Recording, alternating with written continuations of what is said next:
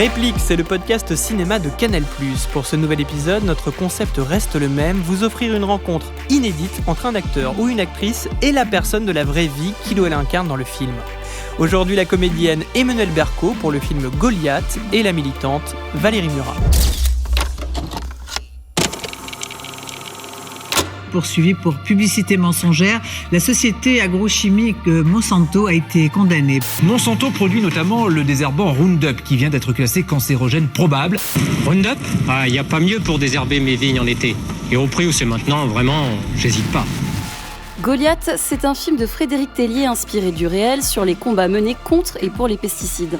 Devant la caméra, on retrouve Gilles Lelouch en avocat tenace, un lobbyiste terrifiant incarné par Pierre Ninet et une femme devenue militante. C'est ce dernier personnage joué par l'actrice Emmanuelle Berco que nous avons voulu mettre en lumière pour ce podcast. En face de l'actrice, nous avons fait venir de Bordeaux Valérie Murat, une militante depuis plus de 10 ans, porte-parole de l'association Alerte aux toxiques.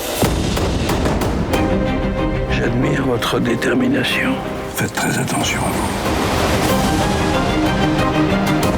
Les gens sont perdus, Paul. Notre métier, c'est de les rassurer. Je veux croire qu'il y a un autre monde possible, plus honnête et plus humain. Alors je vous pose la question. Est-ce que les bourreaux gagnent toujours face à leurs victimes ? Bonjour Emmanuelle Berco. Bonjour. Bonjour Valérie Murat. Bonjour. Emmanuelle Berco, dans Goliath, vous incarnez France, dont le mari est un riverain de culture agricole aspergé de pesticides depuis des années. Son mari tombe malade, il a une récidive de son cancer. France décide donc de s'engager, des émotions à l'action. Valérie Murat, vous êtes militante, activiste. C'est votre père viticulteur qui est tombé malade suite à l'exposition aux pesticides et qui tragiquement est mort des suites de sa maladie. Et ça fait donc plus de 10 ans que vous luttez contre les géants agricoles et les pesticides à travers votre association Alerte aux toxiques. Valérie, qu'est-ce que ça vous fait de voir votre combat et de voir le personnage de France à l'écran ? Très heureuse que le cinéma se soit saisi de cette question et que beaucoup plus de gens dans la société civile française soient informés de la puissance des lobbies de l'industrie chimique et de l'état de notre agriculture aujourd'hui, d'une part. Et puis, j'ai été très, très prise aux tripes par ce film, parce que j'y ai trouvé énormément de choses qui sont illustrées, en fait, dans la réalité. Emmanuelle Berco, votre rôle, il est corps et esprit, il est très engagé. Comment est-ce que vous êtes préparée à ce rôle-là ? Je vais pas vous mentir, je me suis pas du tout préparée. C'est vrai ? Ouais, je vais pas faire la maline. Je me suis pas du tout préparée, pas parce que j'aime pas me préparer, mais parce que je n'avais pas le temps de me préparer. Parce que je terminais le tournage de mon propre film une semaine avant de commencer celui-là. Voilà, c'était... Mais bon, comment dire ? Je sais pas comment je m'y serais préparée si j'avais eu le temps de m'y préparer, mais il me semble que le personnage que j'avais à incarner, il est très proche... d'une citoyenne lambda, c'est-à-dire de ce que je suis, et de je pense, plein de gens qui verront le film, plein de citoyens, je pense, peuvent s'identifier à cette femme, puisque c'est pas une révolutionnaire née, c'est pas une activiste de toujours, c'est pas une fille même peut-être qui est politisée, c'est une femme ordinaire qui a une vie ordinaire, c'est pas péjoratif ce mot-là quand je le dis, et qui va être touchée personnellement par ce drame-là, le drame de l'effet des pesticides sur la santé des gens, et qui va partir au combat, mais parce qu'elle a été touchée personnellement. Donc ça, je trouve que c'est facile de s'identifier, parce que moi, je suis quelqu'un comme ça, je suis quelqu'un qui laisse faire les autres. Je suis très contente qu'il y ait des gens qui aient, je ne sais pas comment appeler ça, la force, le courage, la foi, l'humanisme de consacrer une partie de leur vie à défendre des causes, enfin à se battre contre ce qui nous fait du mal. Mais en vrai, moi, je ressemble à France. Je faisais rien non plus. Donc, c'était pas si difficile que ça pour moi. Et puis, on découvre avec le film les différents stades de l'action, en fait, parce qu'elle commence à aller dans des réunions du village, quoi. D'associations où on parle beaucoup, mais il se passe pas grand-chose en vrai. Donc, je pense qu'à un moment, elle sent qu'il faut qu'elle monte à Paris. Puis là, on découvre des actions un peu plus violentes. Donc, moi, j'ai découvert tout ça en même temps qu'elle, en fait. Donc j'avais pas besoin de me préparer parce que j'ai vécu les choses à son rythme. C'est un rôle, même le film prend le temps de découvrir ce personnage. Le personnage prend son temps d'assister à ces réunions. Valérie Murat, je crois que vous n'êtes pas née militante non plus. Non, absolument, c'est très juste ce que vous dites, Emmanuel. Moi, c'est le décès de mon père et la maladie et la substance qui l'a empoisonné et qui a détruit notre famille, qui est à l'origine de ma militance. Et je pense qu'on ne naît pas militant, militante, mais on le devient parce qu'il y a quelque chose qui percute dans la vie et que moi, par exemple, ça m'a mise très en colère. Et j'ai eu un grand sentiment d'injustice et je me suis engagée pour faire les procédures que mon père a pas eu le temps de faire de son vivant. Et puis finalement, le temps passant, je me suis aussi engagée à d'autres endroits et je suis devenue porte-parole d'une association. Et je pense que ça se passe comme ça, c'est parce qu'il y a quelque chose, il y a un élément extérieur qui se produit, qui touche, qui prend aux tripes, et ça devient plus acceptable de faire quelque chose que de rester les bras croisés. Et je pense sincèrement que vous avez magnifiquement bien incarné ce chemin-là, et ça reflète vraiment, moi je me suis vraiment reconnue dans votre rôle, parce que c'est comme ça que ça s'est passé pour moi. Et fréquentant beaucoup d'autres militants, militantes anti-pesticides, je sais que ça se passe comme ça beaucoup, énormément. Et particulièrement les femmes. Ce sont les femmes qui s'engagent bien souvent. Moi, je pense que ça tient au fait que nous sommes souvent obligés de nous battre au quotidien pour beaucoup de choses, plus que les hommes dans le travail, pour avoir plus de reconnaissance. C'est plus difficile dans l'accès aux droits. Et bien souvent, après, quand on s'engage socialement, politiquement, pour une cause, à l'inverse, on ramène ça à notre affect ou à nos utérus. Parce que la société n'est pas faite spécialement, parfaitement pour nous, mais plutôt pour les hommes. Mais moi, je me suis vraiment beaucoup retrouvée dans le personnage que vous avez incarné. Vraiment. Ça fait toujours plaisir. C'est ce que j'allais vous dire. Qu'est-ce que ça vous fait, Emmanuel ? Oui, bien sûr, ça fait toujours très plaisir parce qu'on ne sait pas... Là, j'incarne pas quelqu'un qui a existé, mais j'incarne finalement un symbole de plein de gens qui existent. Et c'est toujours très délicat. On a toujours envie d'être juste. Bien sûr. On n'a pas envie de trahir des gens dont c'est vraiment la vie, qui vraiment, eux, vont au front, etc. Donc, que ce soit le réalisateur ou moi, on est un petit peu responsable de ce qu'on représente à l'écran quand même. Donc, que vous me disiez, que vous me disiez, que vous vous y retrouvez, que ça vous semble... refléter quelque chose que vous vivez, vous. C'est la plus belle chose qu'on puisse me dire sur ce rôle. Mais bien sûr que c'est la tétrazine. S'ils coupent les subventions, c'est parce que l'autorisation de cette merde de pesticides va être renouvelée au niveau européen cette année. Leur unique objectif, c'est ce renouvellement. Et s'ils étouffent votre rapport, c'est bien qu'ils les dérangent. Et ça va même plus loin que ça. Regardez, dans votre région, certains ruisseaux ont été effacés de la carte. Vous le saviez? Pourquoi? Moyennant des accords et beaucoup d'argent, les industriels ont réussi à les faire disparaître des cartes officielles pour ne pas avoir à les protéger de leurs pesticides. On parlait tout à l'heure de la rupture qui se fait quand tout d'un coup on a la colère qui nous prend face à l'injustice que nous venons de vivre, quand une famille est détruite, quand des personnes sont malades ou décèdent. Il y a cette scène où on voit le personnage de France qui commence vraiment à tomber dans la colère et qui n'est plus juste spectatrice de ce qui lui arrive, mais qui rentre dans l'action. Quand ça vous est arrivé, vous, qu'est-ce qui s'est passé, Valérie, dans votre vie ? Et quel a été en fait, le chemin jusqu'à aujourd'hui ? Où est-ce que vous en êtes ? Alors moi, j'ai fait des recherches avec mon père la dernière année de sa vie, en 2012. Là, en fait, nous nous sommes aperçus tous les deux que ce qui lui est arrivé à tous les vignerons et les vigneronnes de France, à savoir une exposition à un produit connu comme cancérogène, sans jamais être alerté des dangers pour leur santé.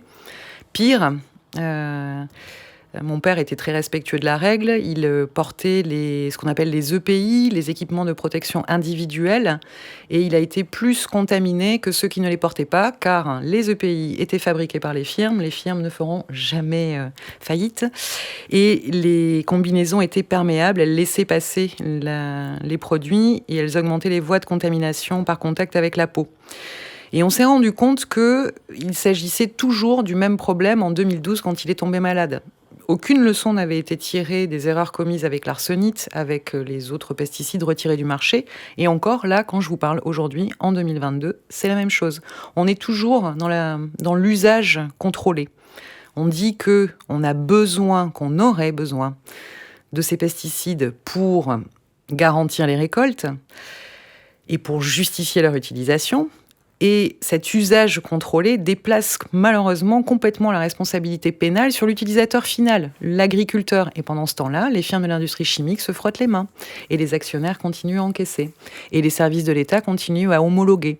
Parce que moi, ce dont je suis convaincue aujourd'hui, c'est qu'il y a une énorme collusion entre les services de l'État et les firmes de l'industrie chimique. Ce qui est très bien montré dans le film aussi. C'est très très bien illustré. Ce qu'on appelle le ghostwriting, depuis que les Monsanto Papers sont sortis, ce soi-disant scientifique qui prend un dessous de table pour accepter de participer à une interview en disant scientifique, la science, les études non controversées, jamais controversées. C'est vrai, ça se passe comme ça. Les rapports qui sont glissés aux parlementaires, les propositions d'amendements, de lois qui sont préformatées, préécrites, il n'y a plus qu'à dater, signer, mettre un coup de tampon. Ça se passe comme ça. C'est très très bien illustré tout ça. Oui, Valérie, on a quand même l'impression d'une injustice. On a une impression on se fait totalement manipuler. Oui. Comme disait Emmanuel Berco, son personnage, c'est quelqu'un d'ordinaire dans le bon sens du terme. C'est nous tous en fait. Notre santé, la santé publique est Je dis souvent, nous avons confié la santé publique à la vérole.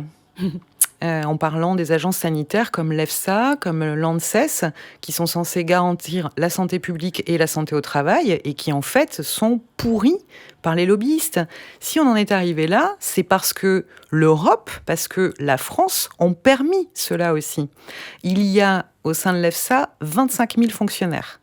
Il y a à l'EFSA, tous les jours, 30 000 lobbyistes. Quand on a dit ça, on a presque fait le tour de la question. Comment ça se fait qu'on en soit là, à cet état d'empoisonnement généralisé, parce qu'on a permis ça, et parce que maintenant, les lobbies ont pris plus de pouvoir que les services des États et les services de l'EFSA ou de l'ANSES. Emmanuel Berco, on imagine que vous aviez peut-être conscience de tout ça. Vous avez réalisé par exemple La fille de Brest en 2016, qui parlait déjà de la collusion avec les lobbies, l'État, etc. Bon, c'était pour un scandale de l'industrie pharmaceutique avec le Mediator, mais... Enfin, c'est la même chose, c'est qu'on empoisonne sciemment des gens, en fait. Donc, pour moi, oui, c'est pas le même domaine, mais c'est le même scandale. Bah oui, j'étais sensibilisée à tout ça par l'histoire du Mediator et Irène Frachon, mais je vous avoue que même... moi, je vis pas du tout dans le pays de oui-oui, mais quand même, j'ai une forme de naïveté, d'innocence qui... Je me souviens que j'avais dit à Irène, mais elle me parlait de médecins qui avaient collaboré, du mauvais côté, évidemment. Et je disais, mais c'est pas possible, pas un médecin. Pour moi, un médecin, c'est forcément quelqu'un de bien, quelqu'un d'humaniste, quelqu'un qui est incapable de... Mais si, en fait, il y a des pourritures partout, dans tous les métiers. Et c'est vrai que c'est dur à accepter, en fait. Alors, c'est différent dans l'industrie chimique et agroalimentaire, parce qu'on n'a pas l'image de la blouse blanche et de quelqu'un qui est là pour notre bien. Mais par exemple, le monde des lobbies, c'est vrai que moi je lis lobby dans des tonnes d'articles où j'entends ça sur France Inter ou à la télé, mais en vrai je savais pas ce que c'était. C'est très abstrait, lobby, c'est quoi ? Est-ce que c'est quelqu'un ? Est-ce que qui les paye ? Qui les en... Pourquoi faire ? Et en fait, le film, grâce au film, c'est vrai que j'ai eu une révélation, quoi. Je vois comment ça fonctionne, je vois par qui ça peut être incarné, comme c'est venimeux et comme c'est puissant. Mais ça, c'est concret grâce au film maintenant. Je saurais, j'ai l'impression de beaucoup mieux savoir quelles sont les forces qui agissent pour que la santé des gens, en fait, soit réduite à rien. Enfin... C'est là le pouvoir du cinéma, c'est de se dire que là, on s'empare de quelque chose, ça prend forme, ça prend vie. Bon, là, pauvre Pierre Ninet, c'est lui. J'allais dire, Pierre Ninet incarne... Mais c'est super que ce soit Pierre Ninet qui incarne ce rôle, parce que Pierre Ninet est extrêmement aimé des gens. Ouais. Et du coup, à travers son incarnation, on s'attache à son personnage aussi. Du coup, c'est pas juste le salaud, c'est quelqu'un qu'a priori on aime bien, mais qui fait des choses terribles. Et je trouve ça vachement bien qu'il ait choisi une figure comme Pierre Ninet pour incarner ce personnage. Oui, c'est vrai. D'ailleurs, à la base, les rôles devaient être inversés. Vous deviez jouer l'avocate, c'est ça ? Ouais. Et qu'est-ce qui a fait... Est-ce que vous êtes finalement contente de ce rôle? Est-ce que pourquoi l'avocate, Laurée? Ça a été un peu le jeu des chaises musicales. Moi, j'ai pris ce qui restait entre guillemets parce que je devais jouer l'avocate. Gilles Lelouch a voulu jouer l'avocat, donc Frédéric m'a dit que j'allais faire la lobbyiste. Oui. Et puis, je pense que Pierre Ninet a voulu faire la l'activiste. C'est Pierre qui devait faire l'activiste. C'est Pierre qui devait faire l'activiste. Dis donc. Ils ont plus de poids que moi. Mais tout ça pour vous dire que quand j'ai lu l'activiste, c'est quelque chose qui m'est très familier parce que moi, je suis capable d'énormément de colère et même de violence, etc. Oh. Donc, je me retrouvais bien, mais je me disais, c'est dommage, c'est moins loin de moi que le lobbyiste ou l'avocat. Mais finalement, quand je vois le film, franchement, je trouve que les choses ont été réparties de la meilleure manière qui soit. Et puis, c'est bien de voir une femme activiste aussi. Totalement. Je partage votre avis. Ouais. Oui, ça rejoint ce que je disais un petit peu plus tôt. Ce sont souvent les femmes qui s'engagent. Et je trouve que c'est un très bon choix de vous avoir choisi pour le rôle de l'activiste, d'avoir choisi effectivement Ninet pour le rôle du lobbyiste. Avec sa gueule d'ange, il incarne parfaitement l'ordure. Dans toute sa splendeur. Mais c'est Pierre Ninet n'écoutera pas ça. Mais il le dit, il l'incarne très bien. Ça veut dire qu'il a bien travaillé. Et c'est que son charme fait partie de la force de oui, bien sûr. Il a une gueule d'ange. Le pouvoir des le pouvoir qu'il a auprès de sa famille, auprès de son épouse, qui cherche pas trop à savoir ce qu'il fait. Non. Voilà, qui est très confortable dans cette belle maison avec les enfants. Et puis lui qui arrive et qui les couvre de cadeaux. Voilà, c'est très très bien fait. C'est le cynisme. Ouais, la distribution des rôles, elle est parfaite. Elle est vraiment parfaite. Margot Torrent a manipulé, durant des années, la tétrazine. Une substance absolument inoffensive selon son fabricant, mais que l'OMS a classée comme cancérogène. Et malheureusement, toujours autorisée. Alors, comment ne pas penser que toutes ces décisions sont guidées par des intérêts économiques supérieurs à ceux de la justice et de la santé publique? Qui se moque à ce point de la vie d'être humain? Qui a tué ma cliente? Qui? Moi, j'ai une question plus par rapport au poids du cinéma, le poids de ce film. C'est pas un film documentaire, c'est une fiction, on raconte une histoire. Emmanuel Berco, est-ce que vous pensez qu'un film comme ça peut être un peu lanceur d'alerte, mettre un peu en lumière aussi une actualité comme vit Valérie Murat, ou en tout cas tout ce qui nous concerne? Mais je suis sûre que oui, parce que une fois de plus, je suis sûre que plein de gens sont comme moi. C'est-à-dire plein de gens, ils entendent parler des pesticides, ils savent que c'est pas bien. Ils savent qu'il faut faire attention à ce qu'on met dans son assiette, etc. Mais ça reste très en surface. Et un film qui est en plus un film à grand spectacle quand même. C'est un film avec des têtes d'affiche, enfin des acteurs que les gens vont aimer aller voir au cinéma. Ça rend la chose plus accessible qu'un documentaire. Et pour autant, ça informe tout aussi bien parce que le film est extrêmement documenté. Donc... je pense que beaucoup de gens disent je me suis pris une grosse claque, mais je pense qu'ils se prennent une grosse claque au même titre que moi je prends une grosse claque quand on me dit que des médecins sont capables de nuire à notre santé. Enfin, oui, on se prend une grosse claque parce qu'on se dit oui, mais donc ça existe, en fait, c'est comme ça que ça marche. Et moi j'ai même eu, on a fait une projection en Bretagne et la femme de chambre de l'hôtel où on était logés quand on tournait est venue à cette projection. Et c'est une personne qui vit à la campagne, en pleine Bretagne, au milieu des champs. Et c'est pas qu'elle a découvert les pesticides, mais elle m'a dit mais je savais pas, et maintenant je vais faire très attention. Elle m'a pas dit je vais monter au créneau, je vais aller me battre et tout. Mais elle m'a dit je vais faire très attention à ce que je mange, à ce que j'achète, etc. Mais avant le film, elle s'était pas rendue compte. Mais c'est une victoire pour vous. Mais moi, j'étais trop contente. Mais ça, c'est génial. Ne serait-ce que ça, je dis, mais merci Michel, elle s'appelle Michel. Merci, parce que ça fait déjà un point marqué pour ce film, et il y en aura, j'espère, des centaines de milliers de points. Valérie, pour revenir à votre vécu, parce qu'on se dit quand même, vous, c'est un combat de plus de 10 ans. Quand on voit où on en est avec ce constat que fait le film Goliath, on n'est pas fatigué parfois? Je sais que là, j'aimerais juste vous dire votre actualité, mais vous avez quand même été condamné à payer 125 000 € pour avoir lancé l'alerte, enfin une alerte parmi tant d'autres, parce que vous n'en avez pas lancé qu'une.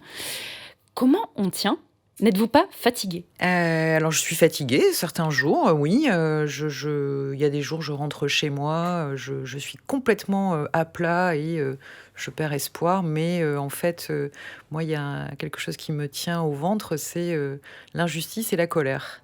Et je dis souvent à mon entourage, le jour où je me mets plus en colère, inquiétez-vous vraiment pour moi. Et même si je suis fatiguée, et même si des fois je perds espoir, parce que c'est dur, ce procès Bayon, c'est dur à affronter. On a une dette de 125 000 euros et aujourd'hui on conditionne notre appel au paiement de ces 125 000 euros. C'est-à-dire que là, vous parlez à une sous-citoyenne. L'association dont je suis porte-parole est une sous-organisation. Mais quelque part, ce procès Bayon a au moins un mérite. Il fait parler des pratiques viticole, professionnel du Bordelais pour produire la majorité des vins, et il fait parler des pratiques et de l'omerta et de la violence inouïe qui règne dans le Bordelais. Voilà comment on traite les gens qui militent, qui sont activistes dans le Bordelais. Mais pourquoi vous êtes condamné à ces 125 000 euros ? Parce que nous avons sorti un dossier de presse en septembre 2020 où nous avons fait analyser, c'est des choses qu'on fait depuis 2018, des bouteilles de vin pour savoir ce qui est utilisé comme pesticide pour produire ces vins. Ouais. Il y avait 22 bouteilles labellisées HVE. Vous avez peut-être entendu parler de ce label porté par le gouvernement, haute valeur environnementale, avec le petit papillon, le petit bosquet, voilà. Ce label autorise l'utilisation de pesticides les plus dangereux sur le marché. Et c'est pas ce qui est vendu aux consommateurs, avec le petit papillon et le bosquet et le soleil. Et du coup, nous, on a voulu montrer aux consommateurs et aux consommatrices ce qui est utilisé pour produire ces vins. Dans ces 22 bouteilles, il y avait 18 bouteilles de Bordeaux. Ça n'a pas plu au Conseil interprofessionnel des vins de Bordeaux, qui est le syndicat de pros. Jusque-là, je comprends. Ils nous ont attaqués en justice pour dénigrement, l'association et moi. Et comme on est à Bordeaux, ils se sont joints aussi avec 25 autres plaignants. Dingue. Et comme on est à Bordeaux, surréaliste. La justice leur a donné raison. Et encore, c'est un prix d'amis, Emmanuel. Au début, ils nous réclamaient 364 000 euros. Prix d'amis. C'est la violence systémique. Voilà. Ouais, vous voyez, quand vous lui demandez si elle en a pas marre et tout, enfin, moi, personnellement, j'ai un respect inouï pour vous, enfin, pour tous les gens comme vous, parce que, en fait... moi, soit je baisse les bras, soit je vais foutre le feu, mais il n'y aurait pas d'entre-deux, parce que d'abord, c'est écœurant, mais c'est épuisant. Parce que évidemment, ils ne peuvent pas remettre en cause ce que vous avez révélé. Les analyses n'ont jamais été remises en cause par qui que ce soit. C'est ça qui est fou, quoi. Parce que dans le film, on voit une violence physique. Enfin, votre personnage, d'ailleurs, je ne sais pas comment s'est passé le tournage, mais il s'en prend plein la tête. France s'en prend plein la tête. Physiquement par les policiers, elle s'en prend vraiment. Enfin, on en vient à son corps. C'est une violence qui est systémique dans les tribunaux. C'est une violence systémique dans le film. Bon, là, pour le coup, je crois que c'est dans la bande-annonce. Donc on peut dire, il y a carrément une agricultrice aussi qui s'immole symboliquement. Bon, j'ai pas envie de tout dévoiler, mais bref, c'est violent. Mais c'est violent dans la vie aussi. Mais c'est d'une violence inouïe, oui. C'est d'une violence inouïe. Moi, si je vous racontais, c'est ce que je disais tout à l'heure, les tombereaux d'insultes que je reçois quotidiennement, que j'ai reçus quand nous avons sorti ce dossier de presse il y a 2 ans. Il y a des tas de gens qui sont venus troller sur nos pages, sur notre site, sur ma messagerie personnelle, parce que mon numéro est accessible, et salir la mémoire de mon père. Qu'est-ce que venait faire mon père dans les analyses du vin HVE ? Et tout ça, c'est fait pour affaiblir. Et c'est vrai qu'il y a des jours où on est fatigué, mais il ne faut pas baisser les bras, parce que sinon on leur donne raison. Ça, les gens comme vous ne baissent pas les bras, c'est heureusement qu'ils sont là, enfin, mais je pense qu'il faut une force, je ne sais pas où vous cherchez, enfin vous puisez par la révolte, la colère. La colère, bien, mais au bout d'un moment, même ça, face à tant d'absurdité, enfin des fois contre la bêtise et l'absurdité, je trouve qu'il y a plus d'armes. La solidarité extraordinaire dont on bénéficie. Alors ça sûrement, voilà. Ça et de voir force. Oui, et de voir aussi que aujourd'hui le cinéma se saisit de ces questions-là. Exactement. Ça, moi, ça me fait tellement plaisir. Tellement plaisir, parce que les médias s'intéressent à cette question des pesticides dans les vins et dans l'agriculture plus largement depuis plusieurs années, certes, et ça, c'est une bonne chose, parce que nous, si on n'a pas de porte-voix comme les médias, on peut toujours crier dans notre coin, ça sert à rien. Si on n'a pas un levier pour un rapport de force, ça sert à rien, mais de voir qu'aujourd'hui, les médias sont de notre côté, la société civile est de notre côté, et que le cinéma s'intéresse à ça aussi, ça veut dire que cette question-là, elle est sacrément en train d'émerger. Elles étaient 2 femmes, lesbiennes, légalement mariées. On en fait quelque chose ? Non, on touche pas à ça, ça se retournerait contre nous. On se contente de désamorcer et on déplace le débat. C'est la personnalité très fragile de Lucie Torrent qui l'a menée au suicide et non l'échec de son combat face à Phytosanis. Lucie était sous antidépresseurs bien avant la maladie de Margot. Ajoutez à ça les tracas du quotidien et, comme pour tous les agriculteurs, la pression et le stress insurmontable des directives de Bruxelles que la France suit à la lettre, avec même un certain zèle, alors que d'autres pays sont beaucoup plus permissifs. En disant ça, on va retourner la situation en collant indirectement la pression et la responsabilité sur Bruxelles, ce qui devrait servir notre objectif numéro 1, le vote dans 5 mois. C'est là où la force du cinéma, elle est là, ce que vous disiez tout à l'heure, Emmanuel Berco. Il y a vraiment un côté pédagogique, populaire, ça reste un divertissement, mais on apprend beaucoup de choses. Il y a une scène, Emmanuel Berco, que vous avez eu un petit peu plus de mal à tourner, ou une scène dont vous voulez nous parler. Votre personnage, il est mis à rude épreuve plusieurs fois. Oui, enfin tout ça reste. Je veux dire, en tant qu'actrice, moi, j'ai souffert de rien. Hein, vous voyez, si ce n'est de me dire, ah oui, moi, c'est pour jouer, mais en fait, il y a des femmes qui sont traitées comme elle l'est dans le film ou qui arrivent à des choses de désespoir, comme ce qu'elle est amenée à faire à la fin, ou comme la jeune agricultrice dans le film. Non, moi, il n'y a pas eu des choses plus difficiles que d'autres. J'étais juste très habitée par ce que j'avais à faire, parce qu'une fois de plus, je sais que j'incarne des gens qui existent vraiment. C'est pas que de la fiction. J'avais toujours conscience de ça. C'est important pour vous de toujours vous inscrire dans un cinéma engagé ou Non, pas ? je vais pas vous mentir. C'est important pour moi d'être dans des films, dans des bons films évidemment, mais dans des films forts. Mais ce serait mentir que de vous dire que je choisis mes projets selon le fait qu'ils sont engagés. Maintenant, je suis forcément très sensible à tous ces sujets, même si, je vous le dis, je ne suis pas moi-même, je ne fais rien moi-même pour faire bouger les choses. C'est une toute petite pierre que je peux apporter en prêtant ce que je suis à servir ces causes par la fiction. Mais c'est tout ce que je fais. J'ai l'impression d'être un tout petit peu minusculement utile, et c'est déjà beaucoup pour moi d'avoir cette impression-là, parce qu'à côté de ça, je ne fais pas beaucoup de choses. On en est où aujourd'hui en France ? Alors nous, on a des chiffres absolument terribles dans le monde. Chaque année, on compte 385 millions de cas d'empoisonnement grave aux pesticides, dont environ 11 000 décès. Donc ça, c'est un chiffre mondial. Oui. C'est absolument glaçant. C'est comme dans le film, sincèrement, on ressort un peu bouleversé de ce film en termes de chiffres et de constats. On en est où en France ? En France, l'augmentation des pesticides ne cesse chaque année. Ça augmente. Il y a un plan qui s'appelle Éco-Phyto. Vous avez peut-être entendu parler. Bon, mais moi, ce plan, qui date du Grenelle de l'environnement, de plus de 20 ans, je l'appelle Éco-Pipo, Éco-Fiasco. Parce que c'est un plan de réduction des pesticides. Et là, aujourd'hui, on en est arrivé à un tel niveau d'empoisonnement généralisé et un piège chimique dans lequel on ne donne pas d'avenir aux paysans et aux agriculteurs, parce qu'il faut voir une chose, c'est que non seulement on déplace la responsabilité sur eux, qui sont les bons petits soldats, et c'est très très bien démontré dans le film. Ça aussi, c'est encore très bien illustré. Le passage où vous allez chez ce fameux Christian, et que vous lui dites, dis donc Christian, t'aurais dû nous les donner depuis 2 ans, ces papiers.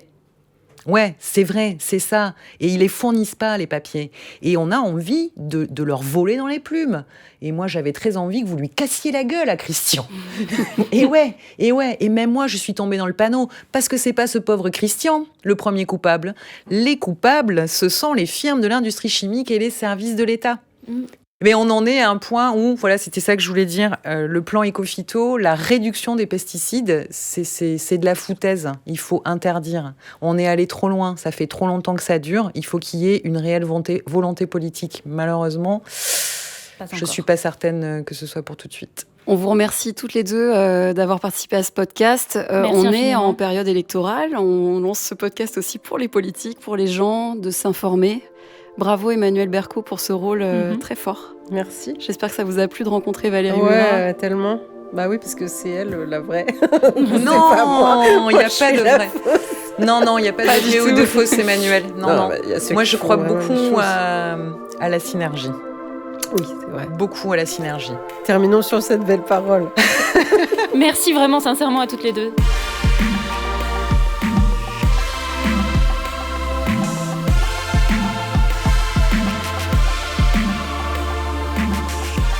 C'était Réplique, un podcast produit par François Saltiel sur une idée originale de Marie Sala et Steph Chermont, réalisation Nico Bergman, musique originale Victor Krifiliev, une production Art de voir pour Canal+. Merci de nous avoir écoutés et rendez-vous très bientôt pour le prochain épisode.